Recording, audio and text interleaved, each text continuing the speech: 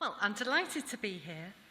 I'm here. What I want to talk about today is the links between health and well-being, particularly social and emotional health and well-being, and attainment in Scotland.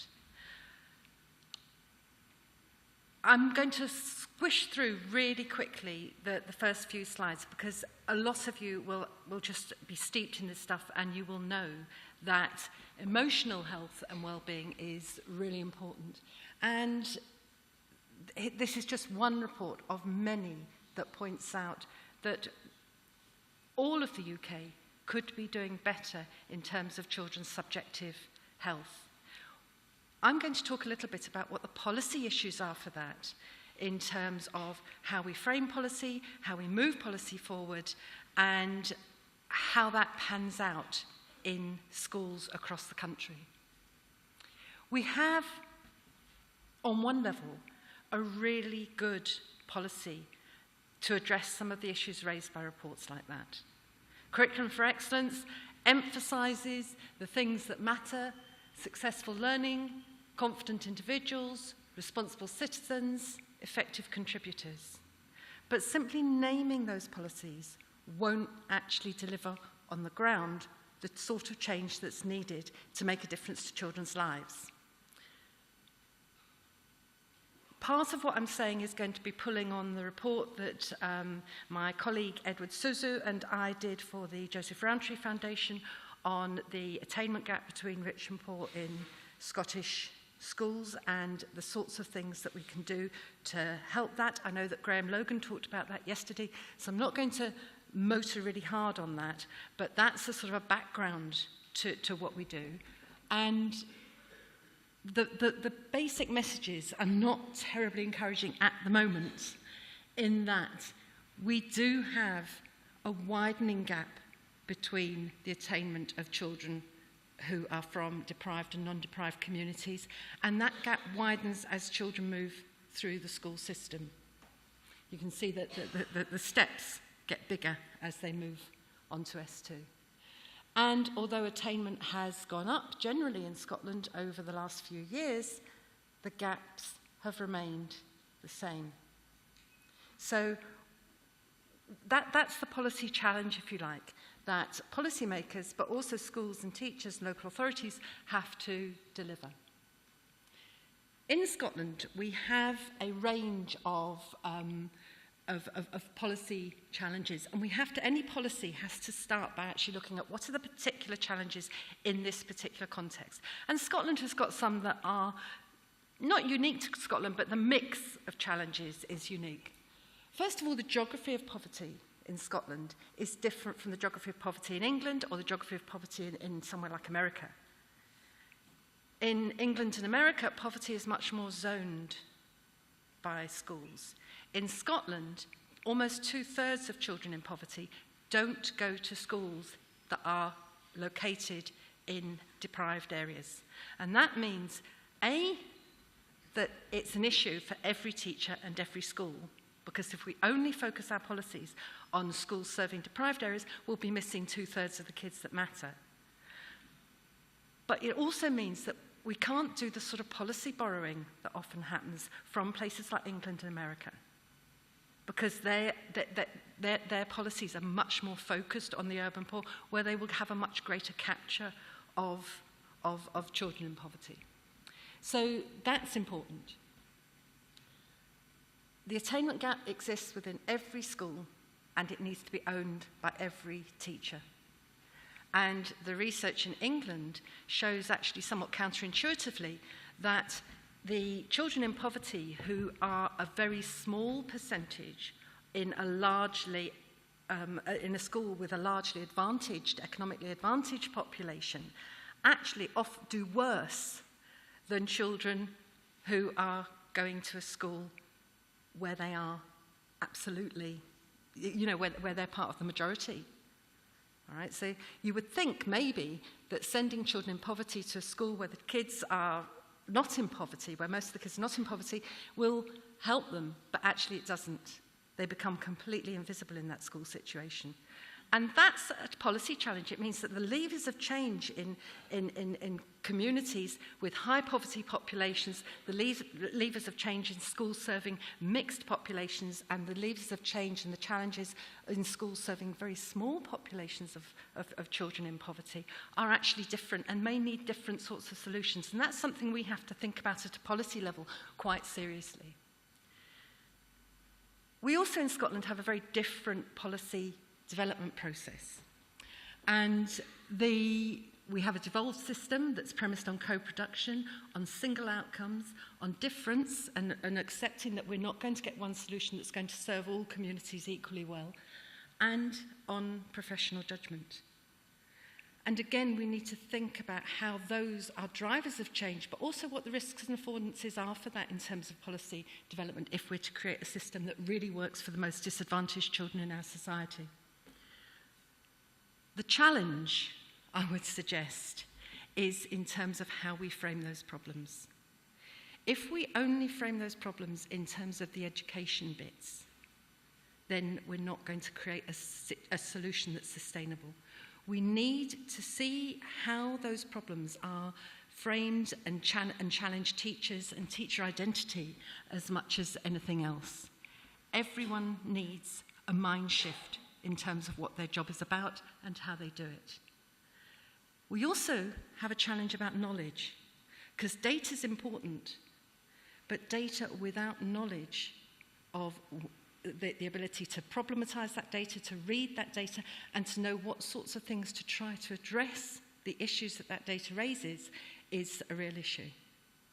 And we need to be able to distinguish proven, unpromising, and unproven approaches. And if you're spending taxpayers' money, you actually need to go to the proven and the promising approaches before you go to the unproven approaches. And I think the challenge facing teachers and local authorities is very much one of how you reconcile the evidence out there from things like randomized controlled trials, from all sorts of investigations and research, and how you reconcile that with the evidence in here. How does that actually apply to my kids, my context, my community, what my data is telling me? Part of the knowledge challenge that we've got is knowledge challenge about stereotypes. If you ask many, many teachers across Scotland about who the poor kids in their class are, they don't always identify them very accurately. Almost 60% of kids in poverty in Scotland have a parent in work. It's just that work is low hours, low pay, insecure, 0 hours contracts. Maybe they're juggling 2 or 3 jobs. Now that in itself creates all sorts of stresses, but it can also make those kids very, very hard to spot as being the ones whose parents are maybe struggling. And data can also tell us about what works to close the poverty gap. One of the things that we've learned from a whole succession of PISA trials, you know, the international studies that look at reading and maths attainment, one of the things that we've learned from PISA studies is that a really effective way of changing of closing the attainment gap is engagement with reading. All right, you can see here 3 levels of the least deprived, the middling, and the most deprived. And you can see the first set of points on the left-hand side is low reading engagement. You can see when those kids move up to reading engagement, attainment increases, but the gap remains the same. But if you look at high reading engagement, the gap has decreased. So by focusing not just on skills, but actually on engagement and actually getting kids who want to read, we can actually do important things to close the attainment gap. What's difficult about that is you can't buy a pack off the shelf. You can't buy a program that will automatically improve reading engagement. The teacher has to be free to look at the kids in front of her, put kids with similar reading tastes in front of together, get them recommending books to each other, actually getting a social network for reading working in their classroom. We also know that if we want early literacy to develop, and literacy is really important because it's a gateway to the rest of the curriculum, but it's also a gateway to reading, and reading for pleasure. And one of the longitudinal research that Lindsay Patterson did recently shows that children who reported reading for pleasure in their early teenage years, 40 years later, were much more likely to be socially engaged in employment. They were much more liberal in their views about how the world worked, and they were contributors to society 40 years later, even allowing for things like jobs, training on the job, and a whole host of other things. There's something about reading quality literature and engaging quality literature when you are in your early teen period that really, really matters. We know from the systematic review that Cathy Hall did for early years teaching that actually, if you look at, and what's useful about Cathy's systematic review is that she's pulling on studies that actually looked at hard measures of who's improving and who's not. So she looked at teachers who deliver children at the end of the year who actually have made more gain than you would expect them to make, given their starting point. And one of the things that she shows is that teachers who are very, very talented and super teachers, if you like, actually do the same types of activities as their more mediocre colleagues. It's just that they do them slightly differently. They prioritise literacy and time on task.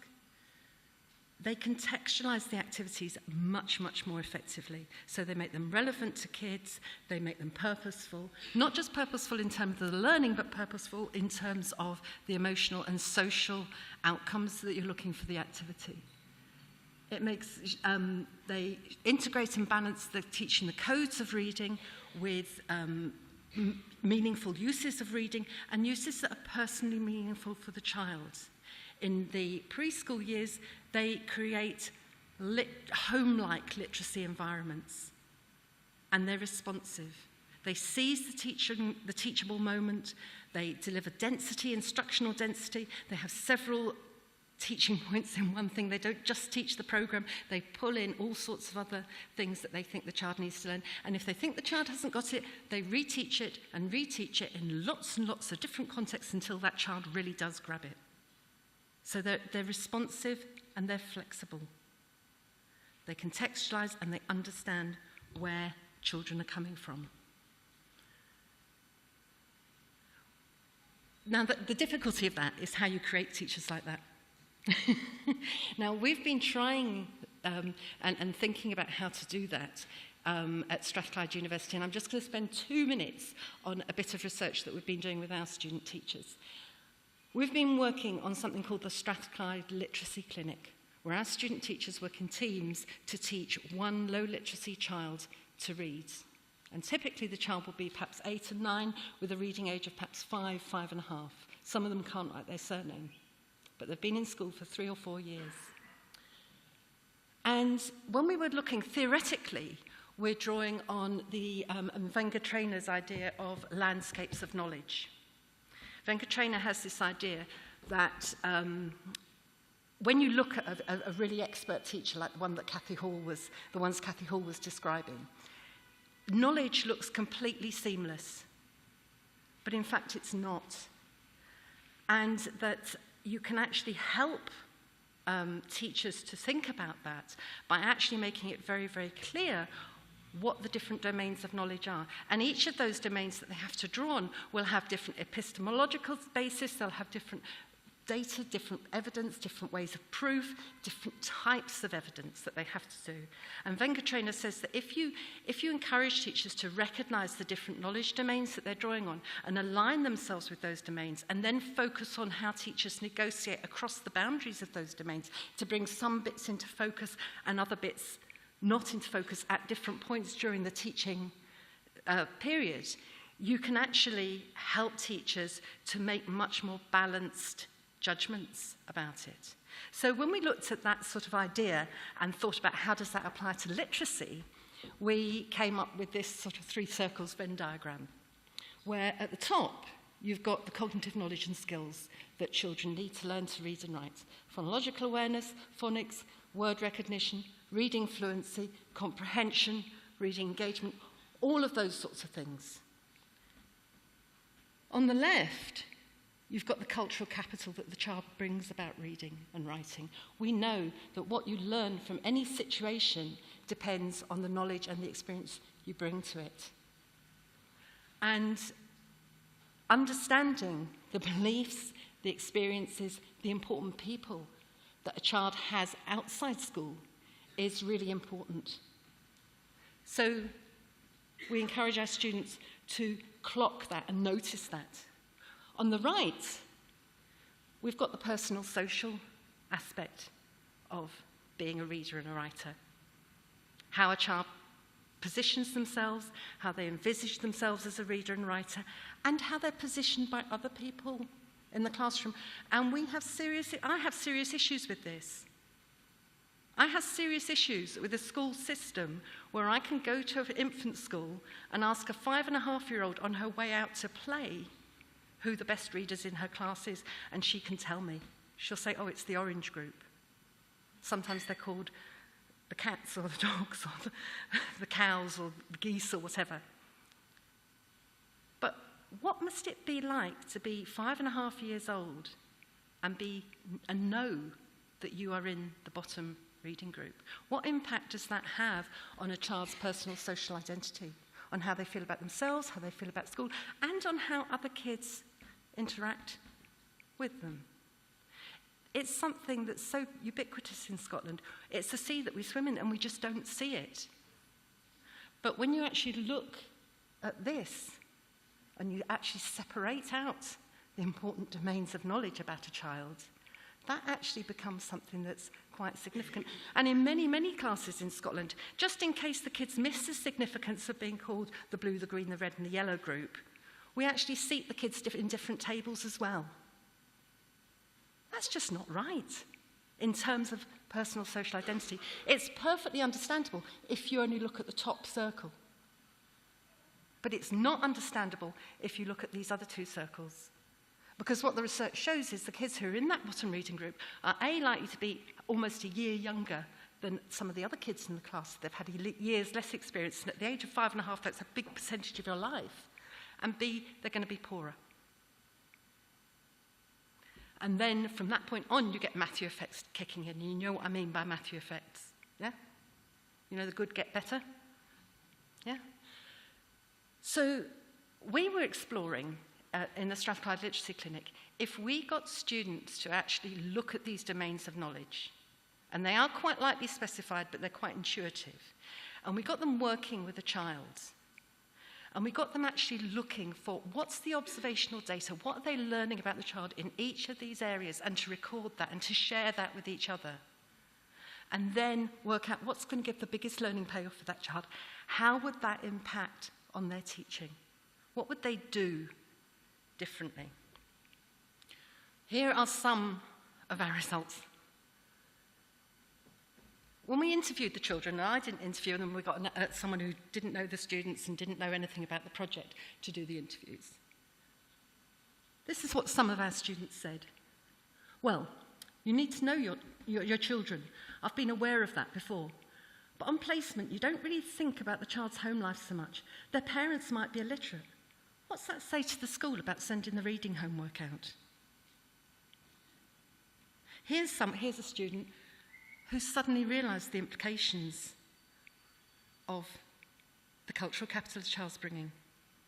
And she's starting to question something that she's never really thought about before. And if you think about the 2 biggest impact factors on how well a child learns in school in Scotland, it's social class and gender.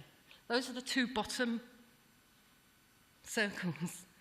But we constantly fiddle around with the top circle, and we never really think about how we're using the data, how well are we using the data from the bottom 2 circles. Here's another one. Now I understand the importance of contextualising things. Developing activities based on the child's need, I already knew that mattered. But what I think now is you need more, because that's not enough. You need to put it into context for her too. Lots of context. Otherwise, it's like teaching someone to swim without going in the water. Without lots of context, she can't get enough purchase to push her own way through. Again, that's a student who'd understood the cognitive bit, teaching a child based on her need.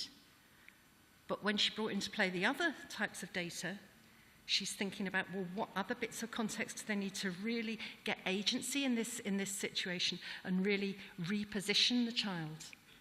There was lots of evidence in the interviews of the different ways that you could reposition a child in terms of learning, and they're all quite tiny.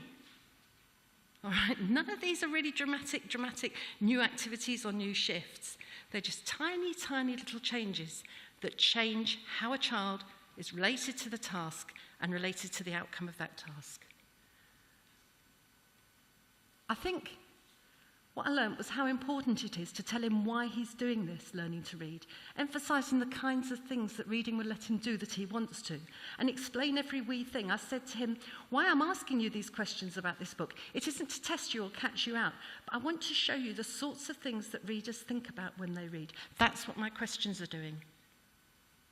There's a student who sort of realised how strange and how odd that the sort of the teaching routines that we've fallen into actually appear to this child. Another one said, I'm not the same teacher now as I was before this. I think differently about literacy and differently about teaching. And that's important because it's about that student teacher's identity. She's changed how she positions her knowledge, the sort of knowledge that she's bringing into play at different times. Now, we've only tried this with student teachers, and we've got a project that we're going to try it with qualified teachers and with head teachers to see what sort of effects it has. And it may be different, all right? It may be different, but it is at least worth trying. Every single student teacher, every single child, whether you're 6 or 26, has every day to get a triumph smile. You have to feel that you have done something really, really well. What the research shows is that the kids who are in poverty tend to get far fewer triumph smiles from their daily experiences of school than the kids who are not in poverty. And that's an issue. To contextualize it a bit, I'm going to just give you one example, because I don't want this to come across as any sort of teacher bashing.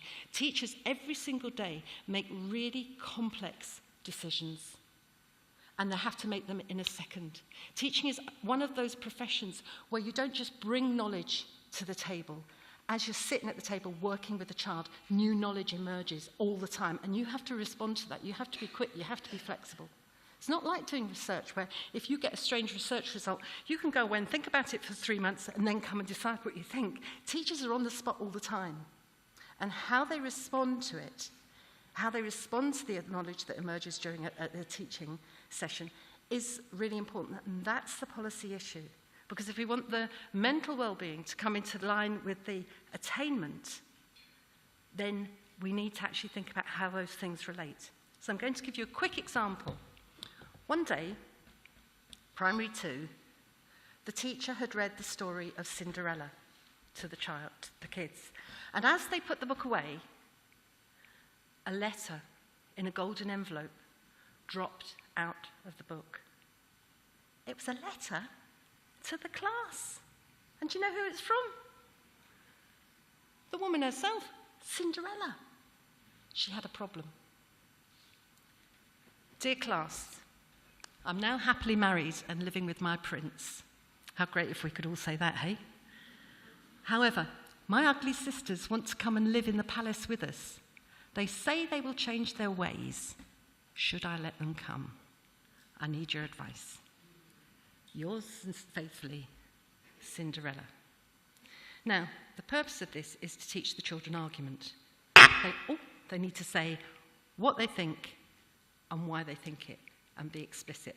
That's the cognitive purpose. Before I show you what the children thought, I want you to decide what you think about this. This is a chunky argument. I mean, all of English literature is about this. Shakespeare wrote about whether or not bad people can be changed by the circumstances in which they find themselves, or whether or not there are some character traits that just carry all the way through. So I'm going to give you 1 minute to just turn to the person next to you and decide, have they actually seen the error of their ways, or have they just decided that now Cinderella's living in a palace with loads of servants and loads of money, they want a piece of it? What do you think? You've got 30 seconds, off you go.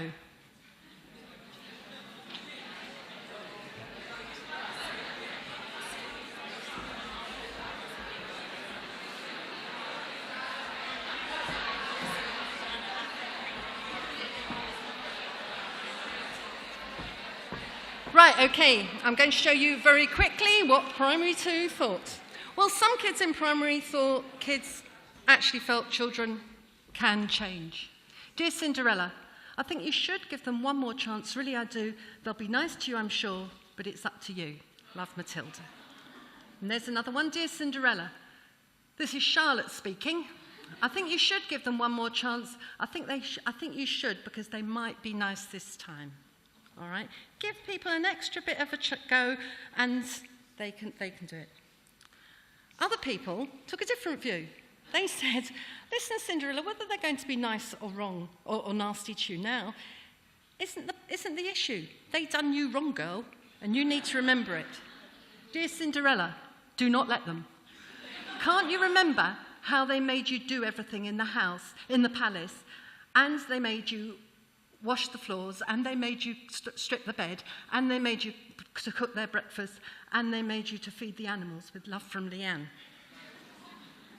There are other people who said, well, look, bad people can be good, but only if they know they'll be punished for being bad. Dear Cinderella, Dear Cinderella, I think you should give your ugly sisters another chance. If they don't change their ways, ask the king to chop their heads off. And then there was people who said, look, Cinderella, you're very beautiful, but you're not Britain, are you?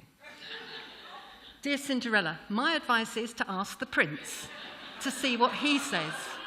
Or you could see what they do if you let them stay for a little while. And then there were kids who said, listen, darling, wake up and smell the coffee. A leopard doesn't change his spots. Dear Cinderella, do not give them, your sisters, another chance. They are doing funny business on you, and they are pretending. So, if they're at your door, tell them, no monkey business. Love from Connor. Now, the issue for the teacher is this. There's loads of stuff Connor needs to be taught about writing.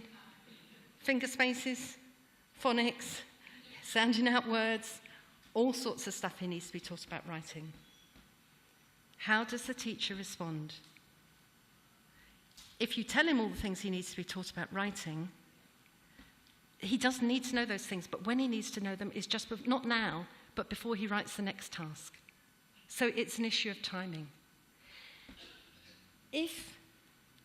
What this teacher did was she put these letters on the wall, and she said to the class, in 3 days' time, we're going to talk about this.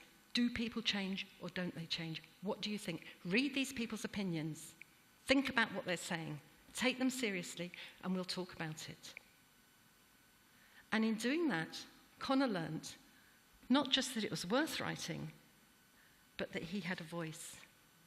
Schools need to teach kids like Colin to write.